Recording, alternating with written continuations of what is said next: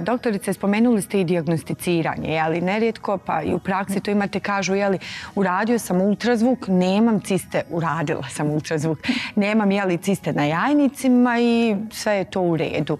Međutim, to apsolutno ne mora ništa značiti. Mislim, to može biti prvi korak, ali ne ukupno da se oslonimo samo na to. Upravo tako. Često se susrećem sa pacijenticama koje su uplašene ako su bile na ginekološkom pregledu i ako je ginekolog prokomentarsao na ultrazvuku da ima izgled policističnih jajnika, one su već proguglale, već misle da imaju sindrom. Da bi mi postavili dijagnozu, potrebno je više, osim ultrazvučnog pregleda, koji naravno je jedan od parametara, ali puno je važnije da li pacijentica ima neredovne cikluse, da li ima višak androgenih muških hormona, da se testira na inzulinsku rezistenciju. Žene koje imaju sindrom policističnih jajnika, one imaju manji broj menstrualnih ciklusa. Za njih je u redu da je menstrualni ciklus na 30-35 dana, pa nekad čak i do 40. Ali ako taj izostanak bude više od 40 dana, mi znamo da je to neregulisano. Ja bih se ovdje još kratko nadovezala na terapiju. Ono što se, da kažem, knjiški nekad kaže je da postoji terapija oralna hormonska kontracepcija. I tu je jako važno individualno pristupiti. Jer vi ako mladoj ženi koja je dijagnostikovan sindrom policističnih jajnika date hormonsku terapiju, ona će imati redovne cikluse. Međutim, ona neće dalje biti regulisana s inzulinskom rezistencijom, ona će se nastaviti da goji, da se stvara višak androgenih hormona i ulašće dublje u taj proces, a ne znajući samo ima redovne cikluse zbog hormonske terapije. Jako je važan taj multidisciplinaran pristup i da se ne ide odmah direktno na hormonsku terapiju. Dobro, spomenuli smo, a ja ću zamoliti kolege da mi vrate animaciju prije, redovne cikluse. Ovo je u nekom uobičajenom. Tako je, tjedoh reći kod zdrave žene, ali ne znači ništa drugo. Pa evo, vama ću prepustiti da... Pa kada govorimo o redovnom menstrualnom ciklusu, on može da traje između 21 i 35 dana. Normalno je da je menzes nekad traje kod žena 2 dana, nekad 7 i to su žene nekad uplašene jer se porede, nema potrebe za tim. U normalnom ciklusu koji traje oko 28 dana, uobičajeno je ovulacija između 11. i 14. dana. Ali kod žena sa sindromom policističnih jajnika ili ovulacija izostaje ili ako je imamo, ona je često tamo negdje između 16. i 22. dana. Tako da oni kalendari, aplikacije nisu uvijek primjenjivi za sve žene.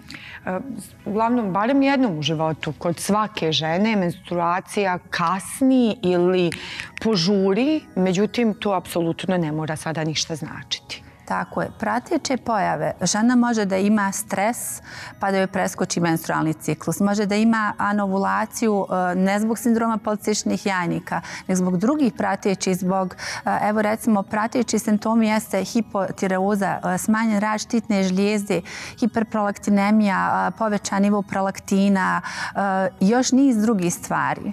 Šta je najčešće što pacijentice dovodi do ljekara, pa kasnije se ispostavi da je sindrom policističnih jajnika? Najčešće su neredovni menstrualni ciklusi koji mogu čak i mjesecima, između 3 i 6 mjeseci da se ne pojave. Ono što plaši, nekad se sindrom policističnih jajnika javlja odmah sa prvom menstruacijom i odmah su tako neredovni, ali nekad mlade djevojke imaju relativno ok cikluse, od 20. i 30. godinama se počinje javljati sindrom policističnih jajnika. Da li, doktorice, sindrom policističnih jajnika jednom znači za cijeli život? Da, upravo to znači, ali isto želim naglasiti da ga možemo regulisati i da sa zdravom ishranom, fizičkom aktivnosti i adekvatnim lijekovima možemo ga držati pod kontrolom i imati apsolutno zdrav život. I ponovno bi se vratila ono što svaka žena želi, uglavnom, ne mogu sada to tako reći da ne budem pogrešno shvaćena, ali uglavnom žene žele da se ostvare kao majke i to je nešto čemu teže i onda se upravo javlja ovaj strah, sindrom policističnih jajnika, da li može biti problem u ostvarenju tog cilja. Vi ste kratko to spomenuli, ali sada bi da se vratim na to i da se možda tu zadržimo, pa i ohrabrimo one koje imaju možda sindrom policističnih jajnika, ali sa apelom da budu odgovorne prema sebi. Ja sam neko ko se bavi liječenjem neplodnosti i često tim pacijenticama s osmijehom kažem, vi ste naši najdraži pacijenti. Obično se radi o mladim ženama sa izuzetno dobrim rezervama jajnih stanica, ali im često i objasnim da moraju biti strpljive i da moraju sarađivati sa nama ljekarima, da su pola oni svoji doktori, a pola mi. To u prevodu znači da ja ne mogu za njih se zdravo hraniti, da ja ne mogu za njih obavljati fizičku aktivnost, ali im mogu dati lijekove. I često se zadržim na tom procesu da im to objasnim, jer ako pacijentica se uzda da ću ja samo dati lijekove, da će njoj se to riješiti, često ne dolazimo do rješenja. Tako da je veoma važan taj multidisciplinaran pristup i da pacijentica razumije da ona mora mijenjati stil života, da to ne postoji ni jedna dijeta u sindromu policističnih jajnika koja je opisana kao najbolja. Zapravo zdrave navike. Sigurno. Doktorice, kada govorimo o neplodnosti, zapravo negdje je tu uvijek bila neka stigma, o tome se pričalo da je ta neplodnost u nekim prošlim vremenima često i možda najčešće bilo povezana sa ženom. Međutim, zapravo to i nije tako. Naravno da nije. Sada je izuzetno poznata situacija. 20% uzroka je nepoznatog, da nema ni od strane ni jednog partnera, a s druge strane je ravnomjerno raspoređeno. Čak u zadnje vrijeme imamo muški faktor koji dominira zbog nezdravih navika, okolišnih faktora i tako. Tako da zaista to je zajednički problem i nikad ga ne treba izolovano posmatrati.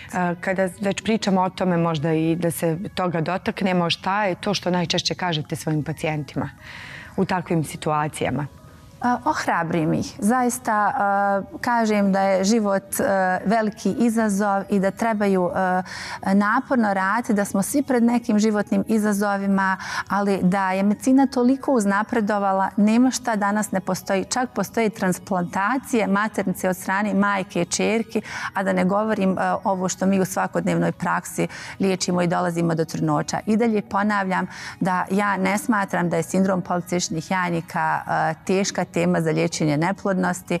Smatram da se to može uz adekvatnu terapiju i saradnju pacijentice, ali najvažnije je naglasiti saradnju pacijentice doći do željenog cilja. Ja ću vas zamoliti da odgovorimo barem na jedno pitanje. Vrijeme nam izmiče, dragocjeno je s vama naravno, uvijek i brzo prođe. Da odgovorimo dva pitanja našim gledateljima. Može? Može. Izvolite. Ovo je naša mala kućna ordinacija. Izvolite. Pičite s ove strane. Izvolite. Hvala. Nazvali smo mi ovo kućnom ordinacijom. Da vam kažem, mi volimo ovaj dio kada naši gosti odgovaraju našim gledateljima. Jer puno puta ja kažem da emisija Anatomija života je zaista most između nauke, odnosno struke i svakodnevnice i problema s kojim se mi susrećemo u našem životu. Izvolite. Evo, Marina Kovač. Molila bih vas za savjet. Ja imam policistične jajnike i bila sam kod ginekologa, nije mi ništa dala da pijem. Samo mi je rekla da pokušavam raditi na bebi, ako ne uspijem kroz neko vrijeme, onda će mi dati tablete za izazivanje ovulacije i da moram na dijetu. Imam 1,68 m, 80 kg, svakako ću skinuti kile. Muž i ja već godinu dana radimo na bebi, ali ne ide. Tek sam počela ići na sve pretrage. Po vašem mišljenju šta bi bilo najpametnije za mene? Ovo je divno pitanje i prošlo je već godinu dana, tako da zaista trebaju da se rade sad sve pretrage. Ovdje je posebno važno uraditi bazalni hormonski status i inzulinemiju, da se vidi da nema inzulinsku rezistenciju na koju treba dodati terapiju da bi lakše upravo skinula kile. Jer nekada se pacijenti zaista trude da skinu kilažu, zdravu ishranu, ali ne mogu da dođu do toga zato što je problem inzulinske rezistencije i onda se obeshrabri, onda se vrati starim navikama. Tako da zaista bi ovdje preporučila među prvim stvarima inzulinsku rezistenciju da se provjeri. Sigurno naši gledatelji neće ostati uskraćeni za odgovore vaše, pa evo i nakon emisije, a meni ostaje samo, doktorice, da vam se zahvalim za izdvojeno vrijeme i eto, vjerujem da ćemo se vidjeti ponovno u Anatomiji života i naravno što više i uspješnijih i boljih rezultata u svemu što radite. Hvala. Hvala vam od srca.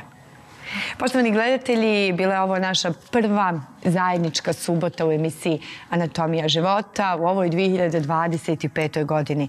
Da ste mi uvijek živi i zdravi i da ste uvijek u okruženju onih koji volite. Čuvajte sebe, svoje zdravlje. Doviđenja.